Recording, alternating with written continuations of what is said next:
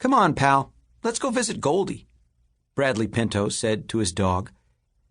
Pal followed Bradley and his twin brother, Brian, and their friends Nate Hathaway and Lucy Armstrong to the barn.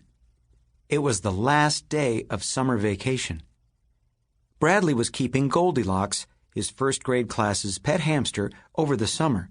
She lived in an aquarium in the barn. The Pinto's pony, Polly, also lived in the barn. The leaves on the maple trees near the barn were just starting to turn red. A September breeze bent the tall grass in the meadow. The kids were wearing T-shirts and jeans. "I can't believe summer is gone," Lucy said, "but I can't wait to meet our new teacher." Lucy was staying with her cousin Dink Duncan for a year. Her parents were helping build a school on the reservation in Arizona. "I wish we could have Mr. Vouray as a teacher again," Nate said. "He tells good jokes." Nate was Ruth Rose's little brother. Ruth Rose and Dink were best friends with Josh, the twins' older brother. "But we're in second grade now," Brian said. The kids walked into the barn. Pal ran ahead. His long ears almost touched the ground. "Pal is going to miss Goldi when we bring her back to school tomorrow," Nate said. Bradley walked over to the workbench. Goldi the hamster sat up in her cage and began squeaking. The kids carried the cage outside. Pal followed them. They set the aquarium on the grass and took off the cover. Pal flopped down on his stomach. Bradley reached in and picked up Goldi. She felt warm in his hands. He put her down next to Pal. Pal began poking the hamster with his nose.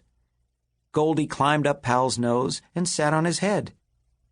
"We should take pictures," Brian said. "I'll bet we have the only dog who lets a hamster sit on his head." The kids sat on the lawn and watched Goldi walk on Pal's back. When she got to his tail, she turned around and walked back to his head. Bradley pulled a leaf of lettuce from his pocket. He set Goldi on the ground and put it in front of her. Goldi started to nibble on the lettuce. Pal nibbled the other end. "I wonder if Pal knows Goldi is leaving tomorrow," Nate said. "We should buy Pal a stuffed hamster so he doesn't get lonely," Brian said. "Pal will know the difference," Bradley said. "Stuffed hamsters don't smell like real hamsters. Pal can smell Goldi a mile away." Just then the back door opened. "Lunch is ready," Bradley and Brian's mom yelled. The kids put Goldi back in her cage and carried it into the barn. Pal followed them and barked. "He's saying goodbye," Bradley said. The next morning, Bradley and Brian got up early for school.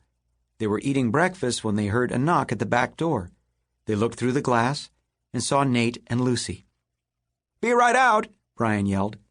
He slurped the milk from his cereal bowl. Both boys put their bowls and spoons in the sink.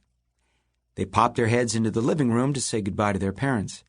Then they grabbed their book bags and raced out the back door. "Let's go get Goldi," Bradley said. "We can carry the aquarium to school in my old wagon." All four kids were wearing new shirts and new sneakers. They carried new pencils and lunches in their book bags. Bradley ran into the barn first. But then he stopped in his tracks. Lucy bumped into him. Nate and Brian peered over their shoulders. The aquarium was gone.